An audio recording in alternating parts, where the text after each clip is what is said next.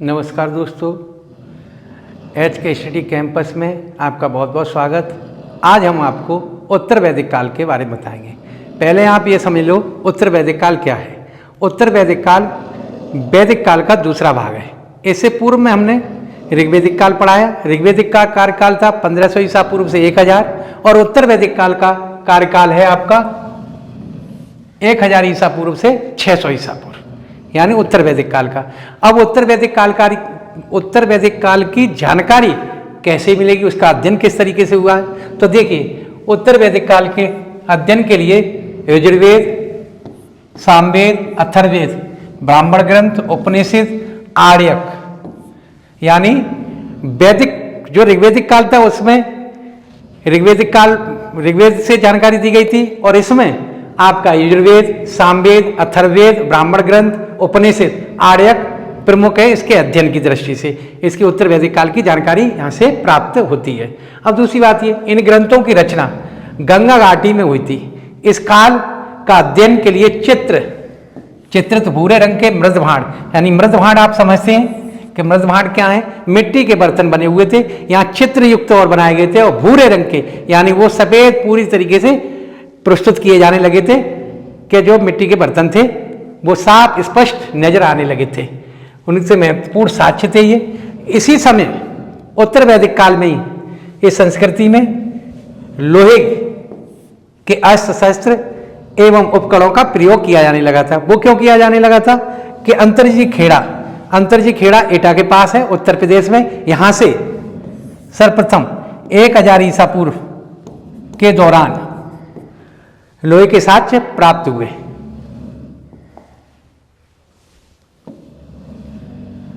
अब बात आती है कि भौगोलिक विस्तार, यानी उत्तर वैदिक काल का जो क्षेत्रफल था वो कहां से कहां तक था।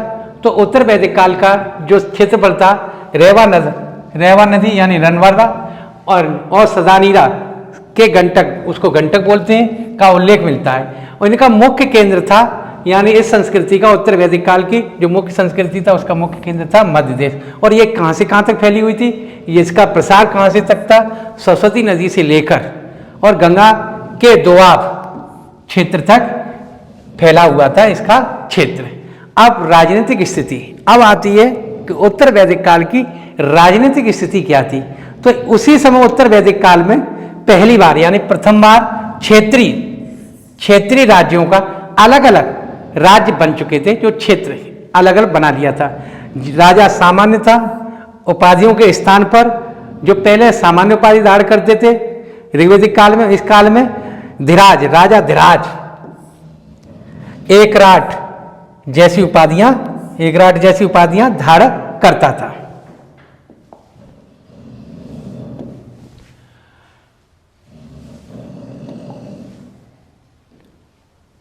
अथर्ववेद में एकराट सर्वोच्च शासक कहा गया है। जो अथर्ववेद है उसमें जो राजा होता था, सम्राट होता था, उसको क्या उपाधि दी गई है, एकराट शासक कहा गया है। और जो राजा होता था उसको यज्ञ करानी पड़ती थी। तो वो कौन कौन सी थी, राजसूय यज्ञ, अश्वमेध यज्ञ।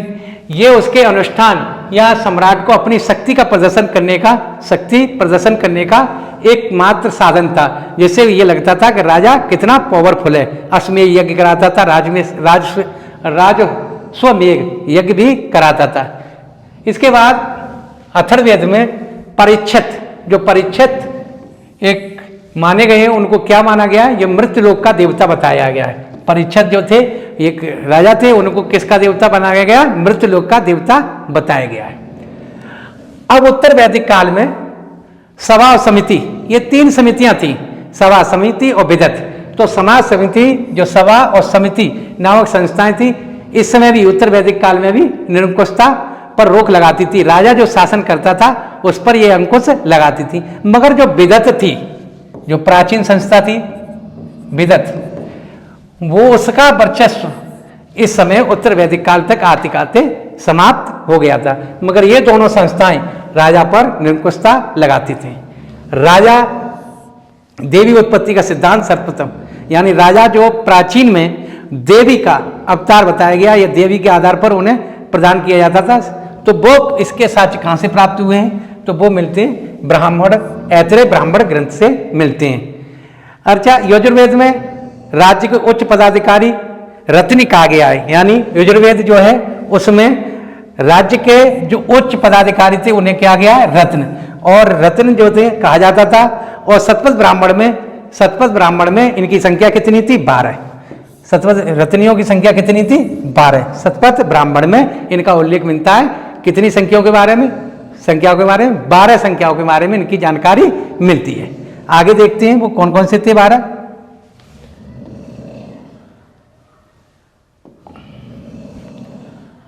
अब राजा के जो 12 रत्नी जो अधिकारी थे, एक तरीके से इनका काम था राजा के सहयोग करना, राजा के साथ चलना, उनको सहयोग प्रदान करना। जैसे सूत ये राजा का सारथी होता था, जब ये रथ चलता था उसके साथ ये चलता था। दूसरा था ग्रामीण, ये गांव का मुखिया होता था, ये गांव की सारी व्यवस्थाएं राजा को जानकारी देता था किस प्रकार चल रही है। भागदूत ये कर संग्रह करता था, जो कर लिया जाता था उसको इकट्ठा करता था ये। और कोविकर्तन ये जंगल विभाग का प्रधान होता था या अध्यक्ष होता था, यानी जंगल जितना भी था उत्तर वैदिक काल में वहां का सब देखभाल इसी के अधीन होती थी। छठा ये प्रतिहारी था, वहां राजा के समीप कोई भी कार्य हो रहा उस सारी की जानकारी देना। महिषी ये उत्तर वैदिक काल में मुख्य रानी या पटरानी होती थी।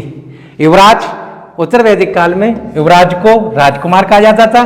जो उत्तर वैदिक काल में जो राजा होता था तो सम्राट मुख्य भाग को देखता था, केंद्र बिंदु को देखता था, और जो डिवाइडेशन होता था राज्यों का बटा होता था तो वहां युवराज को नियुक्त किया जाता था। इसका काम ये था। पुरोहित राजा को धार्मिक कार्य करने की सलाह देते थे, उन्हें एडवाइस देते थे, उन्हें इस बारे में धार्मिक बारे में जानकारी देना होता था पुरोहित का कार्य।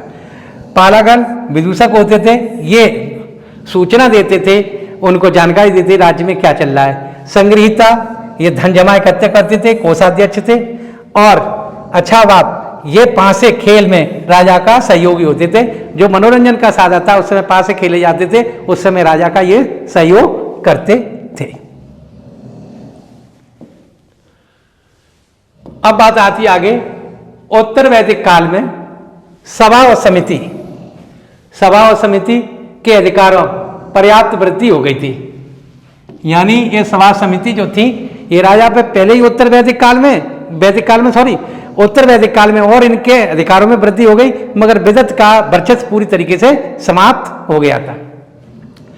अब अथर्ववेद में सभा और समिति को प्रजापति की 2 पुत्रियां कहा गया है। यह प्रश्न कई बार पूछा गया है कि सभा और समिति किसकी पुत्रियां कहा गई हैं? तो प्रजापति की गई हैं। तो यह प्रश्न कई बार पूछा गया है। और किसमें इसका उल्लेख किया गया है? अथर्ववेद में। राजा न्याय का सर्वोच्च अधिकारी होता था, केंद्र बिंदु होता था, जो भी न्यायालय होती थी उसका मुख्य सर्वोच्च न्यायाधीश यही होता था राजा। ब्राह्मण को मृत्युदंड नहीं दिया जाता था। उत्तर वैदिक काल में ब्राह्मण जो होते थे उन्हें सर्वोच्च स्थान था, उन्हें कोई भी अपराध करते थे उसके लिए कोई भी उन्हें सजा नहीं थी, न मृत्युदंड था। वली ऋग्वेदिक काल में ये कर तो शुरुआत से लिया जाता था, यहां तक हड़प्पा सभ्यता से लिया जाता था। तो ऋग्वेदिक काल में जो बल ली जाती थी कर के रूप में, जो कर लिया जाता था ऋग्वेदिक काल में दिया जाने वाला स्वेच्छाकारी होता था, यानी जनता स्वेच्छा से राजा को देती थी।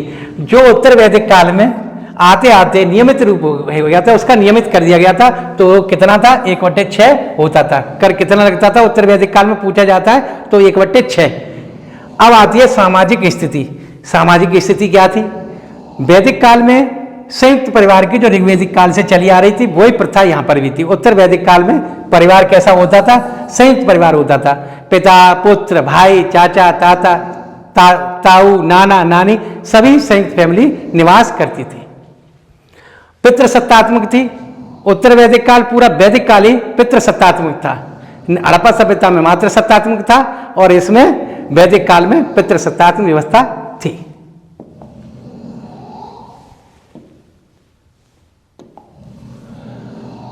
अब सामाजिक व्यवस्था। उत्तर वैदिक काल में सामाजिक व्यवस्था का आधार क्या था? वर्णाश्रम। यानी इस समय उत्तर वैदिक काल में जो है यहाँ जो व्यवस्था, सामाजिक व्यवस्था का आधार बताया गया है ब्राह्मण, क्षत्रिय, वैश्य, शूद्र, यानी वर्ण व्यवस्था का प्रारंभ पूरी तरीके से हावी हो गया था, यहाँ चल रहा था। लेकिन वर्ण व्यवस्था में कठोरता आने लगी थी, यानी कठोरता आ रही थी। ब्राह्मण अपने आप को सुप्रिय समझते थे, क्षत्रिय अपने आप को, शूद्रों की स्थिति ठीक नहीं थी। वर्णों का आधार कर्म पर आधारित न होकर जाति बंधन यानी जाति के आधार पर होने लगा था, यही कठोरता थी।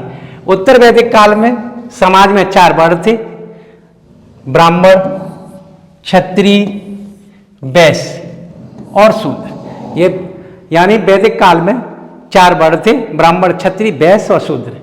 शतपथ ब्राह्मण में चारों वर्णों की अंत्येष्टि के लिए 4 प्रकार के टीलों का उल्लेख किया गया है। यानी किस ब्राह्मणों के लिए एहि बहुत ही महत्वपूर्ण है, आइए, क्षत्रिय के लिए अगाही, आओ, और वैश्य के लिए आद्रव यानी जल्दी आओ, और शूद्रों के लिए आधार, दौड़कर आओ। ये चारों के लिए अंत्येष्टि जब मृत्यु होती थी उस समय उनके लिए ये संबोधित किया गया, किस प्रकार संबोधित किया जाता था। नियम है, ये नियम बनाया गया।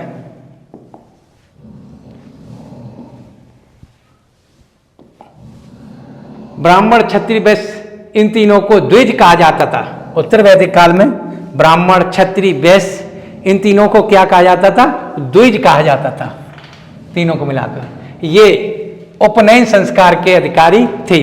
उपनयन संस्कार यानी शिक्षा ग्रहण करना या और चीजें ग्रहण करना, शिक्षा अर्जित करना, उपनयन संस्कार इनके लिए, तीनों के लिए था, और शूद्रों के लिए वर्जित संस्कार अधिकारी नहीं था। यह संस्कार शूद्रों के लिए नहीं था, उपनयन संस्कार। यही शूद्रों को अपात्र की प्रक्रिया शुरू हो जाती है। उत्तर वैदिक काल में ही शूद्रों को एक तरीके से निकार दिया जाता है, उन्हें सम्मान नहीं दिया जाता समाज में। ये मतलब अपात्र की प्रक्रिया शुरू हुई थी इसी उत्तर वैदिक काल में। शतपथ ब्राह्मण में कुछ विदेशी कन्याओं का उल्लेख किया गया है। वो कौन कौन सी? गार्गी, मैत्री, गृहीता आदि जो है उन विदेशी कन्याओं का उल्लेख किया गया है। किसमें? शतपथ ब्राह्मण में।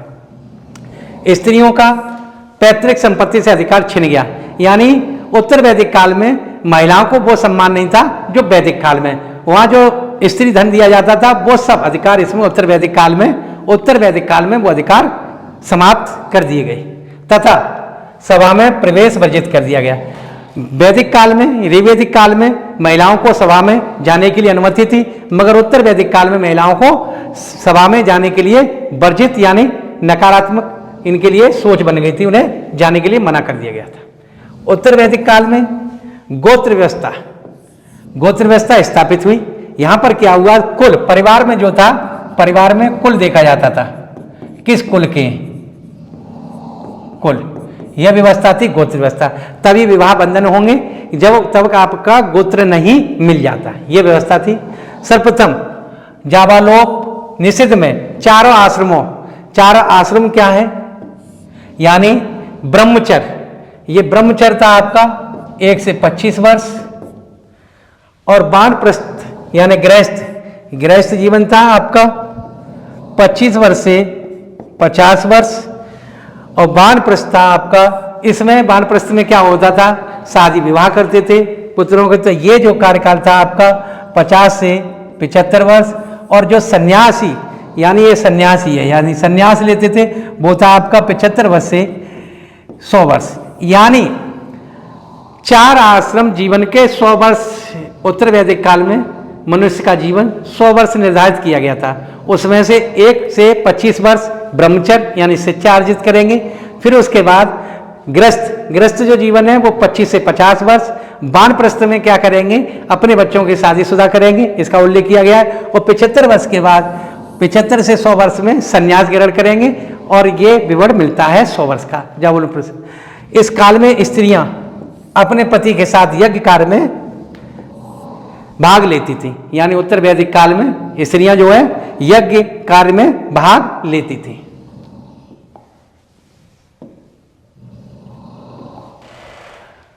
बाल विवाह एवं पर्दा प्रथा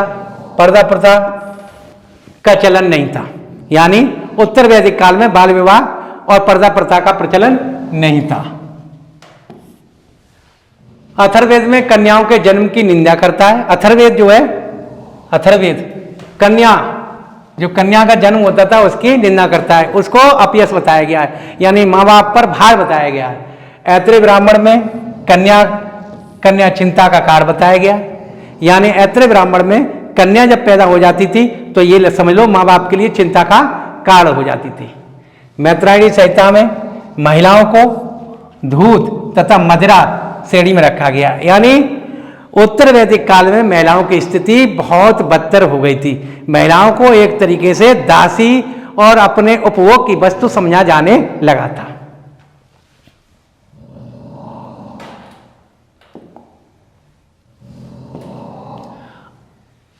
अब बात आती है कि 16 संस्कार जीवन में उत्तर वैदिक काल में 16 संस्कारों का वर्णन किया गया है। ये हर व्यक्ति के जीवन में इन 16 संस्कारों से गुजरना पड़ता है। जन्म होता है, मृत्यु होती है, विवाह होता है, नामांकन होते हैं, शिक्षा प्राप्त, उपनयन संस्कार होते हैं, वेदान आरंभ करना पड़ता है, यानी गर्भाधान, यानी विवाह होगा, गर्भाधान होगा, पुष्पन किया जाएगा, सीमांतन होगा, संतान उत्पन्न की जाएगी, जातकर्म होंगे, नामकरण होगा, अन्नप्राशन होगा। जैसे बच्चा जन्म लेता है, जन्म लेने के बाद उस बच्चे को 6 महीने बाद खाना पीना वो कुछ खिलाया जाता है। निष्क्रमण है, कर्ण भेद है, चूड़ाकर्ण है, ये सब 16 संस्कार। उपनयन संस्कार, शिक्षा अर्जित करना है, वेदारंभ करेगा जो जीवन में, ये सारे 16 संस्कार आपके विवाह करेगा, और विवाह के बाद अंत्येष्टि, यानी जन्म होगा, जन्म के बाद जन्म की उत्पत्ति होती है। फिर वो जितने जीवन में आप आज के दौर में जितने संस्कार हैं वो प्राचीनतम उत्तर वैदिक काल से ही चले आ रहे हैं, वो संस्कारों को करना पड़ता है। इनसे पूछ लिया जाता है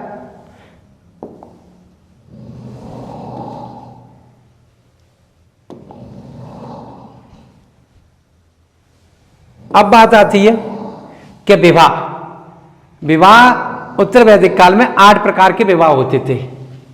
मनुस्मृति में इसका उल्लेख किया गया है, 8 प्रकारों का विवाहों का उल्लेख किया गया है, जिसमें से प्रथम 4 विवाह सामाजिक दृष्टि से प्रशंसनीय थे, और 4 विवाह निंदनीय थे, यानी वो सामाजिक दृष्टि से अच्छे नहीं थे। तो वो 4 विवाह जो सामाजिक दृष्टि से अच्छे थे वो कौन कौन से? ब्रह्म विवाह, यानी कन्या के वयस्क, यानी कन्या का बड़ा होने पर माता पिता द्वारा योग्य वर खोजकर उसे अपनी कन्या का विवाह कर देते थे। यानी माता पिता का यह कर्तव्य था कि जैसे ही बच्ची बड़ी हो जाती थी उसके लिए लड़का देखकर उसका विवाह कर दिया जाता था योग्य लड़के से। दूसरा था देव विवाह।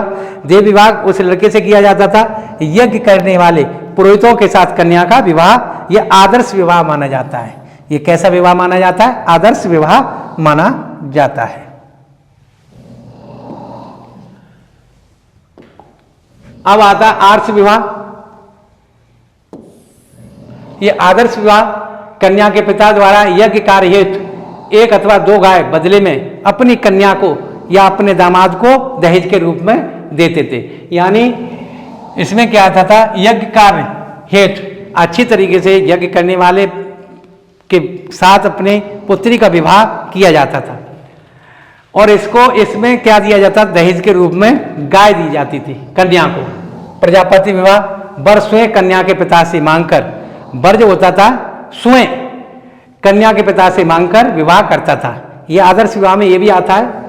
अब निंदनीय विवाह, अप्रशंसनीय, अनैतिक, ये अनैतिक है। ये समाज में आज भी चल रहे हैं और उस समय भी थे, वैदिक काल में भी। तो इसमें असुर विवाह। असुर विवाह क्या था? कन्या पिता द्वारा धन के बदले अपनी कन्या का विक्रय करता था, यानी बेचता था। यानी लड़के पक्ष से या वर पक्ष से पैसा लेकर और कन्या उस लड़के को दे देता था। यह विवाह था असुर विवाह। गंधर्व विवाह। गंधर्व विवाह यह है प्रेम विवाह या लव मैरिज। कन्या तथा पुरुष प्रेम अथवा कामुकता के वशीभूत होकर विवाह करते थे। जब एक दूसरे से प्रेम हो जाता था, न उसमें जातियां की जाती थी, न धर्म देखा जाता था, अंतरजातीय विवाह थे इसके अंतर्गत। तो ये जो है गंधर्व विवाह था, जो आज भी चल रहा है।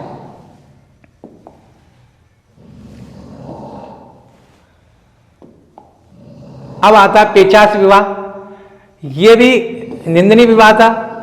सोई हुई अथवा विक्षिप्त कन्या के साथ, यानी मूर्ख या कम बुद्धि की लड़की के साथ सहवास कर विवाह करना, यानी जबरदस्ती से उसके साथ विवाह करना। राक्षस विवाह, बलपूर्वक कन्या को छीनकर उससे विवाह करना, यानी दबंग टाइप से किसी लड़की पर कब्जा कर कर भगा ले जाना और फिर उससे विवाह करना, ये राक्षस विवाह था। अब आती है आर्थिक स्थिति। उत्तर वैदिक काल में आर्थिक स्थिति,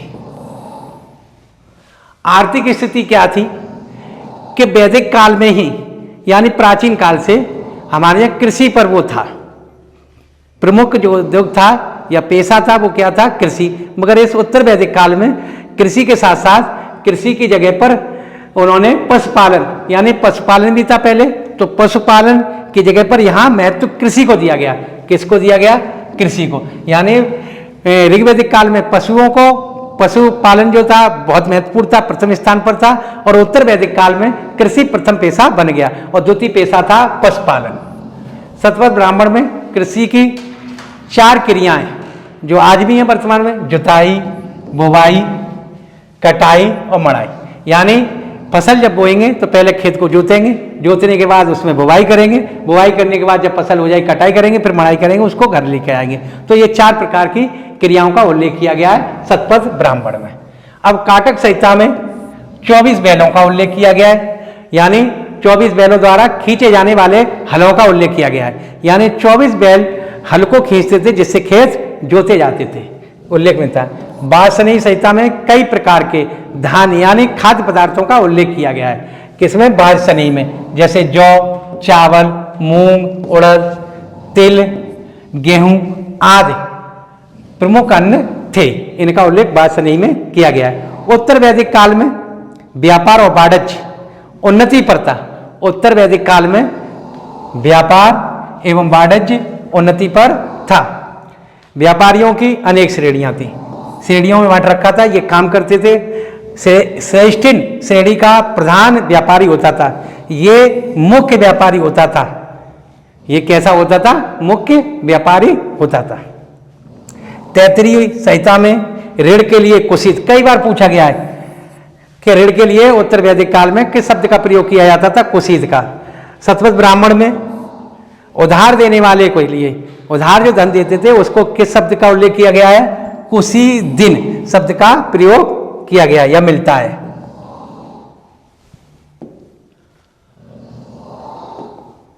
अब यहां की मुद्रा जो थी, क्या क्या सिक्के चलते थे, क्या क्या इकाइयां थी?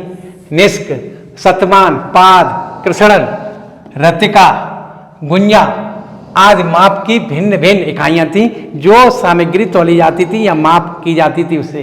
निष्क जो ऋग्वैदिक काल में स्वर्ण आभूषण था, मगर इस काल में यानी उत्तर वैदिक काल में मुद्रा माना जाने लगा। यानी निष्क उस समय आभूषण था कान का, और ऋग्वैदिक काल में और इस काल में उत्तर वैदिक काल में वो एक मुद्रा का रूप धारण कर लेता है।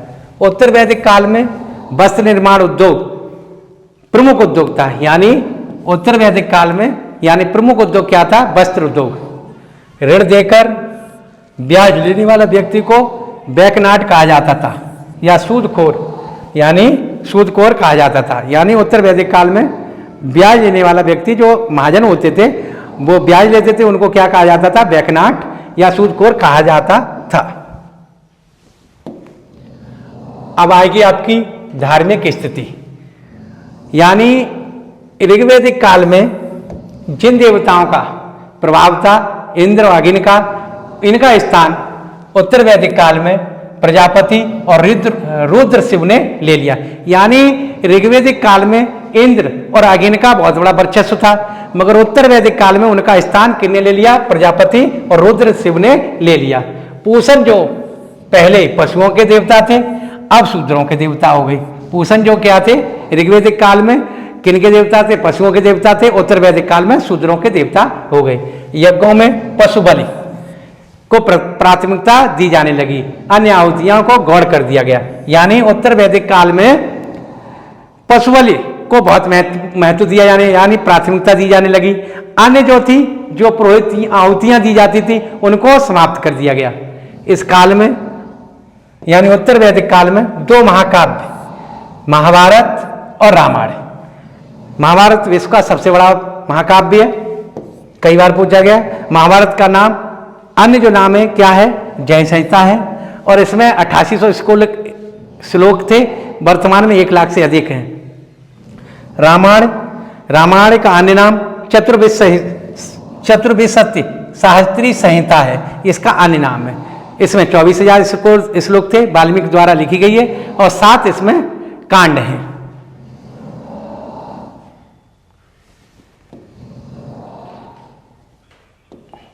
अब बात आती है उत्तर वैदिक काल में मूर्ति पूजा के आरंभ होने का आभास हुआ नहीं, यानी उत्तर वैदिक काल में मूर्ति पूजा का आभास किया जाने लगा। यानी मूर्ति पूजा का उत्तर वैदिक काल में ही बहुदेववाद, बहुत से देवता, वासुदेव एवं सरदर्शन, यानी जो 6 दर्शन है उनका भी उल्लेख उत्तर वैदिक काल में किया जाने लगा। साक्य, योग, न्याय, वैशिक, बीजारोपण हुआ। साक्य दर्शन जो है भारत का सबसे प्राचीन, यानी दर्शनों में सबसे प्राचीनतम है साक्य दर्शन। अब देखा जाता है कि इनके पूछ लिए जाते हैं कि प्रवर्तक कौन है, दर्शन और प्रवर्तक, ये भी पूछा जाता है। तो चारवाक के चारवाक थे प्रवर्तक, योग के पतंजलि, साक्य के कपिल, और न्याय के गौतम, पूर्व मीमांसा के जैमिनी, और उत्तर मीमांसा के बादरायण। ये यानी पूछे जाती है, ये कई बार पूछा गया। योग के पतंजलि और साक्य के कपिल, ये कई बार पूछा गया है।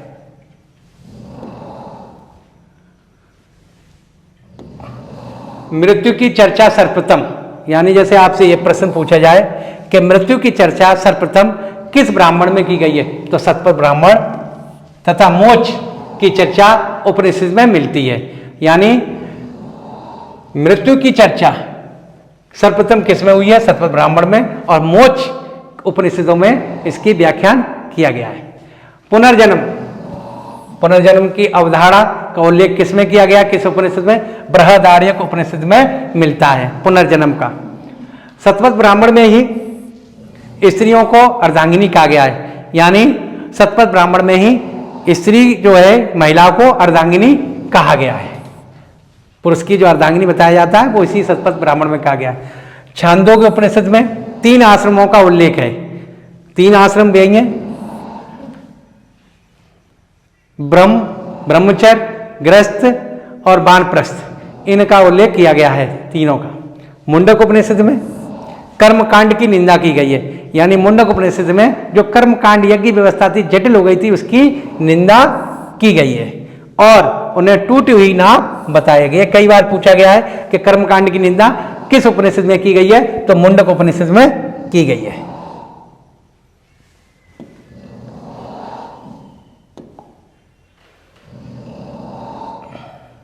अब बात आती है कि पुराण, तो पुराण जो है 18 हैं। पुराण कितने हैं? 18।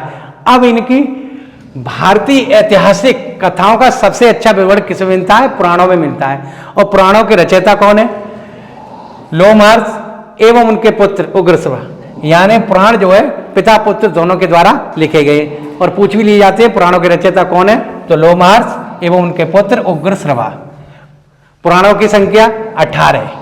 अब पुराण जो है 18 ये सब लिखे हैं। पद्म पुराण है, भागवत पुराण है, अग्नि पुराण है, वामन पुराण है, गरुड़ पुराण है। अब इसी में नागद पुराण है, विष्णु पुराण है, मार्कंडेय पुराण है, स्कंद पुराण है, मत्स्य पुराण है, ब्राह्मण पुराण है, कर्म पुराण है, वराह पुराण है। 18 पुराण दिए गए हैं। इसके बाद अब इसमें यह पूछा जाता है कि सबसे प्राचीनतम पुराण कौन सा है, तो सबसे प्राचीनतम पुराण आपका मत्स्य पुराण है। सबसे प्राचीनतम पुराण कौन सा है? मत्स्य पुराण है। और मत्स्य पुराण में ही लिंग पूजा का और वह जल प्रलय का वर्णन मिलता है। यह भी पूछा जाता है कि किस पुराण, सबसे प्राचीनतम पुराण कौन है? मत्स्य पुराण। और लिंग पूजा का उल्लेख किसमें किया गया है? तो मत्स्य पुराण में किया गया है। स्कंद पुराण में, यह स्कंद पुराण क्या है? सबसे बड़ा पुराण है। इसमें कितने वो हैं? श्लोक हैं, तो इसमें 89,000 श्लोक हैं। और मार्कंड पुराण सबसे छोटा पुराण है। अगर आपसे ये पूछा जाए कि सबसे छोटा पुराण कौन सा है, तो मार्कंड पुराण सबसे छोटा है, इसमें लगभग 900 श्लोक है। और सबसे श्रेष्ठ पुराण कौन सा है, गरुड़ पुराण है।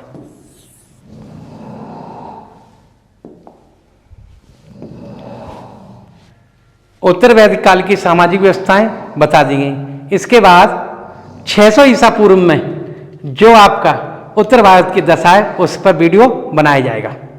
नमस्कार दोस्तों।